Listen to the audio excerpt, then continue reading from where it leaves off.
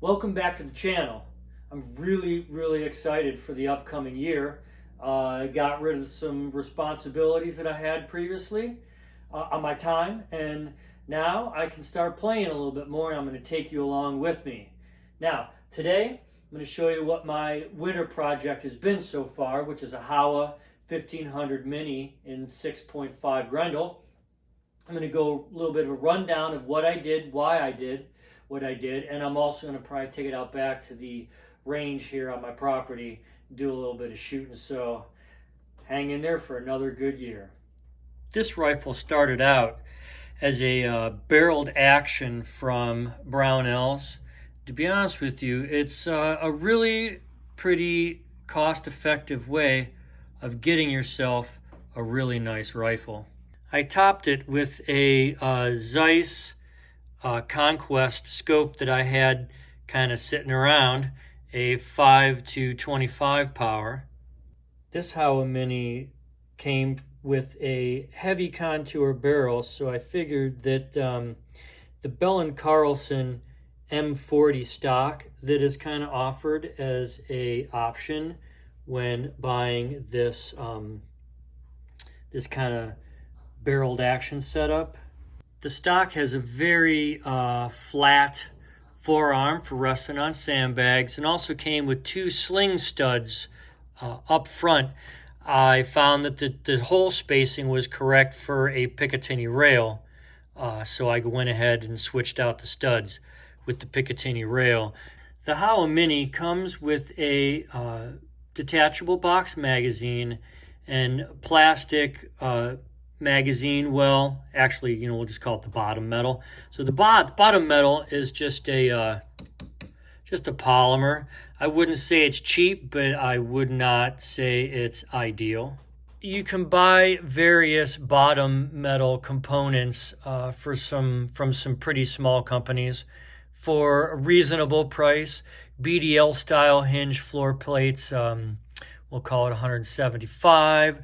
You can get a machined aluminum mag weld to replace this plastic one with the trigger guard for about $125, and you can also get an ADL style blind box magazine setup for this too. Okay, you might be able to see my glass bedding job there. I did a full length bedding job on this rifle, from back to front, obviously.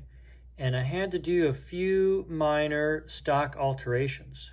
One alteration was to open up the bolt release button, because the stock was not inletted enough to allow that to function correctly. Now around back here, there was too much stock material, and when I brought the bolt back, it would hit stock right there, so I milled some of that away with a Dremel. You might even be able to see a little bit of bedding, and there was a chip out of the bedding at the back. I must not have got enough release agent right there, but that's what happens. I also had to inlet the inside of the stock where the safety moves back and forth. The way it came from the factory, the safety could come all the way back. It could go to its middle position, which is right there, and then it would not go all the way to the forward position. So I had to go ahead and mill some of the stock out from underneath it, and now it works just fine. Okay, here we are. There's a target on the range, obviously. Got a 25-yard target sitting right in front of the 50-yard bench. That's the targets behind me. Behind the side-by-side is a 100. Up on the middle part of the hill is a 150. All the way at the top is going to be the 275. So we take a few shots today. We're going to zero the rifle, hopefully. This should be a little bit of fun on a nice chilly January day. Okay, well, as I'm getting set up here, I will let you know that this year we're going to be doing a lot more YouTube. We're going to be doing a lot more fishing. I have a lot of land management goals here for my little piece of heaven here. So we're going to get started on a lot of that. We're going to keep up with some of the stuff I'm already doing. Today we're shooting 95 grain VMAX, some hand loads that my pal reloads for me. And I'm not going to do a barrel break-in because this isn't some custom rifle with an $800 barrel. So the accuracy I expect out of this, I should be very capable of obtaining it just through normal practice of zeroing and shooting. So here we go.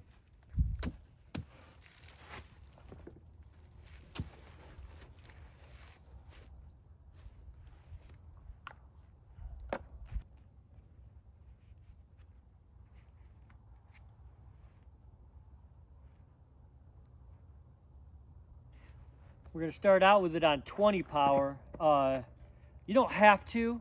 It seems a little excessive, but we're going to try to really be precise. I'm going to fire, providing I hit somewhere on the target, I'm going to fire a 3-shot shot group.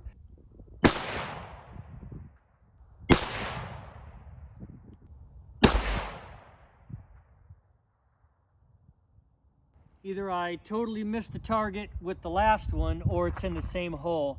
Let's walk down there and take a look. Okay, well, that's the first shot. This was the second shot, and I'm kind of assuming that there's a second shot in that hole because I'm aiming here and I can't see missing the target, anywhere else when those other two are so precise. So what I'm going to do is I'm going to make adjustments. I'm going to see if I can't get it dead center, and then we'll back up to 100. Okay, so I kind of got it. The last shot was a bullseye. Took about 3 shots to really get it honed in. So what I've done is I've loaded 3 in the magazine, which I will fire a 3-round shot group.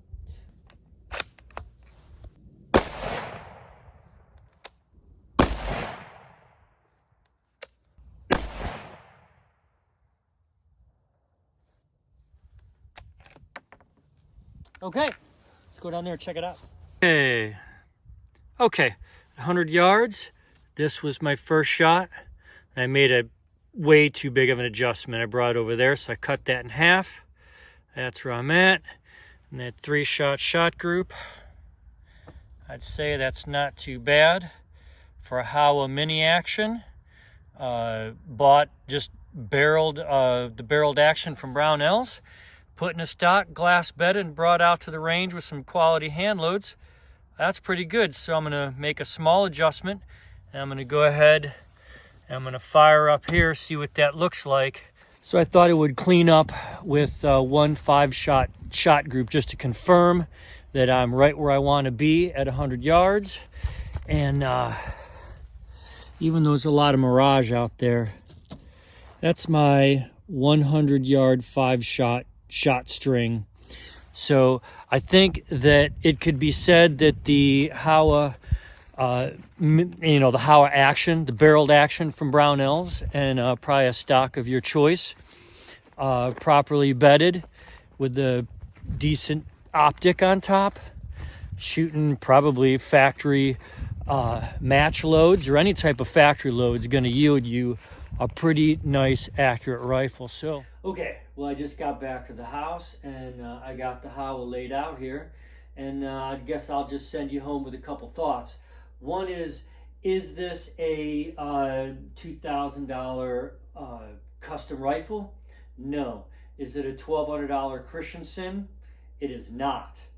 But it is not a bad rifle for the money. This barreled action costs mid-400s from Brownells, and the stock I think was about $325 straight from Bell & Carlson with a little bit of work. It shoots really good. Shoots under an inch, well under an inch at 100 yards. It's got its flaws.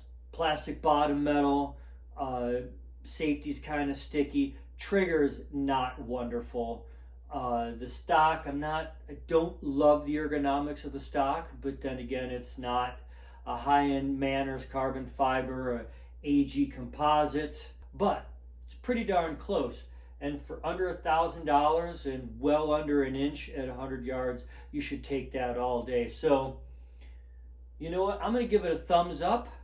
I'm going to have a real good time whacking some groundhogs around the farms that I hunt here. And I don't know, we'll do some videos of that too. So you got any questions? Let me know in the comments below. If you got any hints of what I could do to up the game on this Howa, go ahead and do that too. We'll see you next time.